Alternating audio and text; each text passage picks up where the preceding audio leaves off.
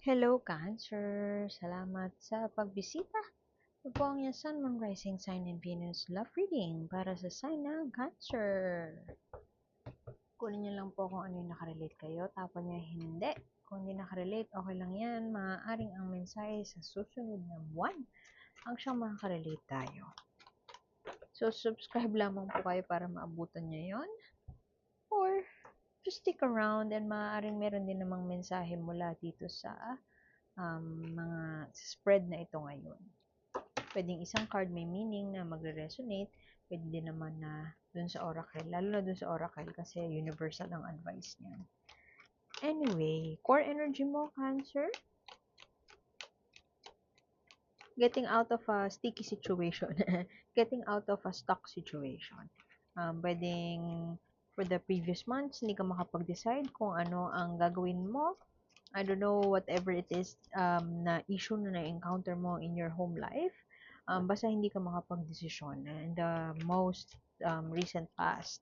Pero mukhang this month, you would come to a decision na or parang gagawa mo ng paraan para finally magkaroon na ng desisyon.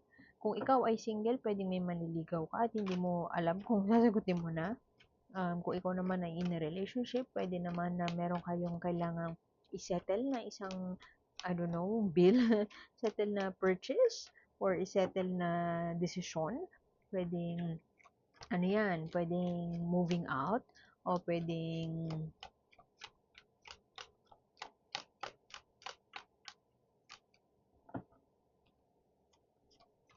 purchasing a property. Pwedeng ganun. O pwede din naman na relocation, career-related na maapektuhan yung relationship. Kaya, pera-related na ayaw sumugal for the longest time. So, pwedeng February, mapapaisip ka na sumugal na o gumawa na ng isang move na bahala na si Batman. Ganun. You could be dealing with a Taurus, Virgo, Capricorn, pero not necessarily those signs. This could only mean like financially may kailangang pagdesisyonan pagdating sa kaperahan. Pwedeng investment, pwedeng business, pwedeng schooling ng anak, pwede din naman isa sa inyo mag-aaral, and so overseas, pwedeng ganun. And so maapektuhan yung time nyo together, time mo with your partner together. If you are single, pwedeng somebody who is, gastador, he's coming towards you. O pwede din naman na somebody who is an earth sign pero hindi siya parang happy-go-lucky lang siya. O pwedeng nonchalant. Yun ang coming towards you. Basta may meron ng kung dati may hesitation, may reservation, ayaw kumilos, medyo mabagal ang pagdidesisyon, ngayon medyo magkakaroon na ng movement kahit papaano. Puro pera, puro pentacles ang lumalabas, pwede din na health. Kung dati ikaw ay masungit o mataray o ayaw makipag-usap sa iyong partner, may kinabibisitan mo siya for no reason at all, pwedeng this time ikaw ay magde-decide na. Pwedeng yun yung decision eh. This time ikaw ay magde-decide na parang sige na nga, pag-usapan na nga natin yan. Sige na nga, let's take a chance on whatever that is. Ganun. Taking a chance. Pwede naman na if you are single, yung iba sa inyo na single, pwedeng magre-reconnect sa'yo yung or pwede nagpapapansin sa'yo. Tapos, magde-decide ka na, sige na nga, let's give him or her a chance. Childhood, pwedeng childhood sweetheart, or pwedeng kaklase nung grade school, o pwede din naman na, basta someone from your past is coming around. Yung iba naman sa inyo, lalo na kung galing sa breakup, pwedeng hindi pa fully nakaka-heal o hindi pa fully nakaka-move on. Mag-ingat na magwawaldas ng pera para to heal that inner child kineme. Ingat sa mga ganyang enerhiya kasi baka na ito mag-gamble, mag magwaldas ng oras, ng panahon, ng pera into something na akala mo maibabalik niya sa iyo yung balanse na hinahanap-hanap mo. Balanse meaning kung dati pwedeng kung galing ka sa breakup, hindi ka makatulog, so gagastos ka ng ng hindi mo naman unnecessary expense para lang to heal that lack of sleep, to heal that heartbreak. Pero ang totoo, hindi mo lang talaga siya napoproseso pa. Pwedeng ganun. This is healing. Something that may have happened na parang nawasak sa buhay mo. You are coming from that space of parang wanting to heal or trying your best para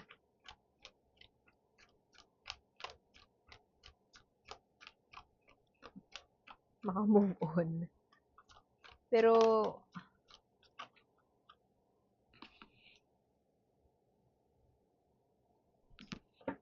may ayaw kang baguhin eh.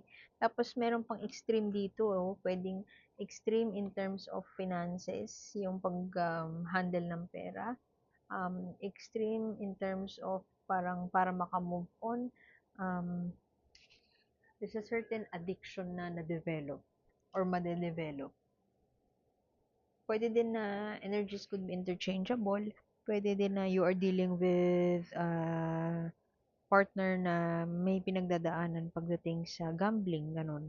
Or addiction na whatever addiction means to you. Pwede kasing addiction din na work addiction, drug addiction, kung hindi drug addiction. Something is in excess eh. And for some reason, yung excess na yan, parang ginagawa mong coping mechanism. Or siya yung coping mechanism mo talaga. Pwede din naman na, yun nga, to heal from a broken heart, yung breakup mo in the most recent past, go ka lang ng go, try ka lang ng try ng kung ano-ano, na hindi ganun ka-healthy para sa'yo. Merong kailangan baguhin in your life and you refuse to do so. Pwede nga kasi mending a broken heart ka pa, eh hindi ka pa handa na maglagay ng magbago ng magbago ng buhay. Hindi ka pa handa.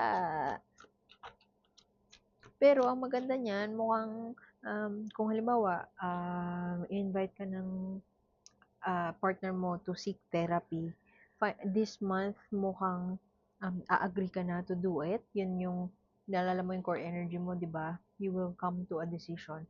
Meron ka ng pagdesisyonan na bagay na matagal mo nang hino-hold off o matagal mo nang parang kunwari hindi siya nangyayari, in denial, hino-hold off, in denial, or parang ayaw mong gawin. Finally, this month, parang, hindi naman sa e-effortan, pero i-consider mo na, i-acknowledge mo na, or i-recognize mo na kailangan ng help. Ganun. Kasi, this is a new beginning. And new beginning na kung dati nagsusuplada ka, you're closing your doors, ayaw mong makipag-usap, ayaw mong ng therapy, pwedeng ganun. This month, you would finally, parang a-agree na sige na nga, let's do it. Parang I need help. May recognition na there's somebody in this relationship needs help. Maganda niyan, dalawang beses mo nakuha yung King of Pentacles. Yung isa, dalawa kasi yung King dito sa deck na to eh. Yung isa babae, yung isa lalaki. So, dalawang beses mo siya nakuha. Yung una, reversed. Ito ngayon ay upright. Pwede kasi na you are rebuilding. Yung iba sa inyo, you're trying to rebuild a relationship with the Taurus, Virgo, Capricorn, Earth sign, pero not necessarily those signs. Ano lang siya, parang siya yung textbook na definition ng Pentacles, lalo na nung King. Pwedeng you are trying to achieve a more balanced life ngayon. Tinatry mo na mag-ipon. Kung dati ikaw ay waldas, ngayon ay parang you will, again, hindi naman sa e-effortan, pero you will try to take action, which is nice. Kasi tingnan mo, nagsimula yun sa ayaw mo ng pagbabago. Pwedeng yung partner mo may padalos-dalos or parang hindi stable na energy. nag-hesitate gumawa ng aksyon. Pero ngayon parang magpo-progress siya into something na stable and pinag-isipan. And hindi basta-basta magjo-jump into something na hindi magpapadalos-dalos. Matagal mong pinag-isipan. Kung meron kang pagdidesisyonan this month, I feel like you will you will come from a place na well thought, pinag-isipang mabuti. Hindi siya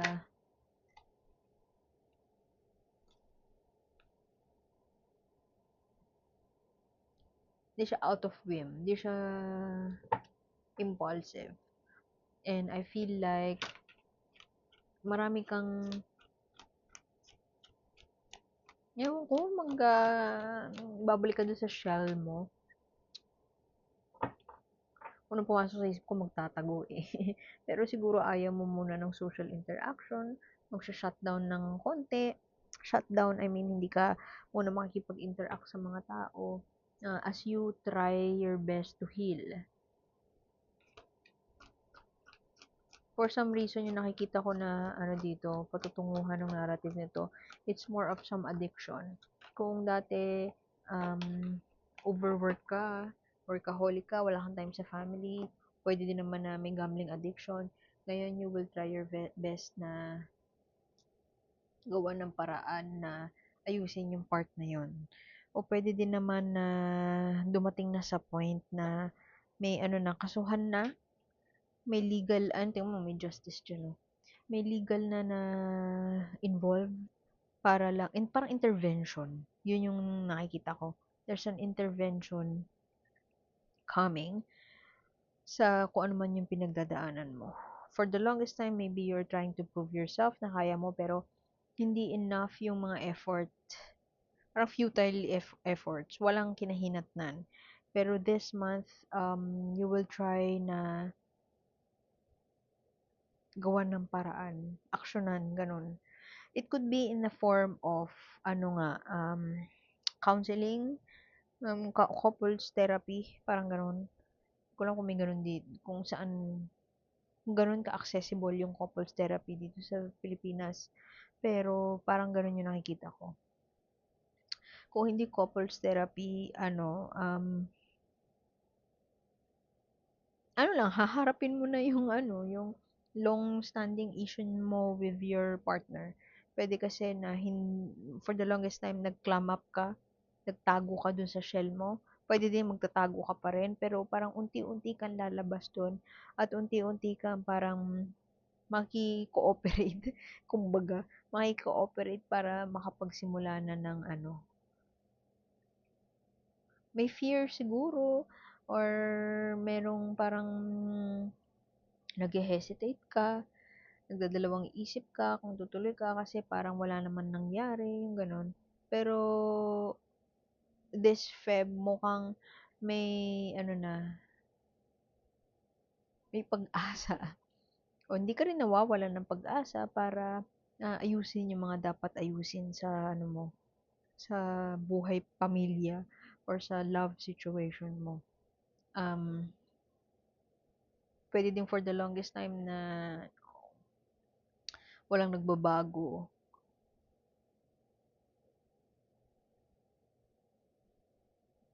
Finally, yun, gagawa mo nga ng paraan para magkaroon ng konting pagbabago. Makiki-cooperate ka na yun, yung nakikita ko eh. Kasi yan, tingnan mo, nanonood lang siya, parang she's the bigger person, pero pinapanood niya lang yung joy. Parang detached ka for the longest time, siguro. O pwede din naman, kung hindi yan nangyari in the most recent past, yan yung gusto mong gawin, gusto mong mag-detach na lang. Parang tantanan nyo ako, leave me alone. I want to have time for myself. Kasi for the longest time, kayo yung inaatupag ko, no? Yung ganun. Alam mo yun, medyo hesitant ka pa to make changes, risk-averse pa, and nahihirapan ka pa na ayaw mo pang gumastos, ganyan. Ayaw mo, yun nga, gusto mo mag-detach lang. Pero in one way or another, this month, medyo darating na sa punto na magdedesisyon ka na para magkaroon ng movement naman. kahit papaano. Kasi mukhang stale siya for the longest time. Kung ano mang issue to between you and your person. Pagod na in life, yung ganun. Parang, for the longest time gusto mong pag-isa. Pero ngayon, parang, you will come out of your shell. Oh, wish fulfillment. Your wish, sabi ng genie, your wish is my command. Pero ingat ka, be careful what you wish for. Whatever it is na yung gusto mong baguhin na, ang challenge kasi make changes where it needs be. Kasi sa ngayon, actually, ano to, Scorpio, you could be dealing with a Scorpio. Pero kung walang ganun sign sa buhay mo, ano to, may resistance to change. Kung dati ayaw mo magpaaral ng anak, baka ngayon, um, magko-contribute ka na, yung ganun. Kung dati ayaw mo mag-contribute, mag-ambag ng whatever, sa bahay kasi feeling mo enough na inaambag mo, ngayon mag-aambag ka na, yung ganun. Meron pang konting resistance sa change, pero feeling ko it has brought people around you some pain. Pwede din na ikaw din yung nasaktan. And meron kang mga tatanggalin na bagay sa buhay mo at you will try your best na simulan yung healing na yun. For some reason talaga nasa isip ko addiction eh. Hindi ko alam kung nagkaroon ng kasuhan. Pero whatever it is that you're trying to manifest, I feel like ang message sa ng universe, it will be brought to fruition. Justice will be served. Kung gusto mo ng hustisya, kung gusto mo maibalik yung pera mo, kung nawaldas yung pera mo, it will be served to you. There is a new beginning here, pero it takes that new beginning to come when you take action. So, yun. Whatever it is that you are wishing for, it will come true. Pero don't wish ill to others kasi baka pagsisihan mo na yun yung winish mo. Okay? So, iwan ko na yun doon, Cancer. Salamat sa pagbisita. I hope to see you next time. Ako po si Kay. And see you soon. Bye!